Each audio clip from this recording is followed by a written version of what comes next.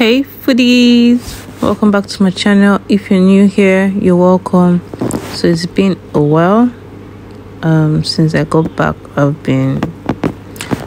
been feeling like doing any video. I just wanted to rest. So since it's the holidays, I said let me show you how I make my chin. Like, this recipe is fail proof. It's so easy, it's so yummy. Just follow the measurements exactly. Okay, you guys, thank you for always rocking with me. Please, if you haven't subscribed, please subscribe, please like, and please share my video. Thank you.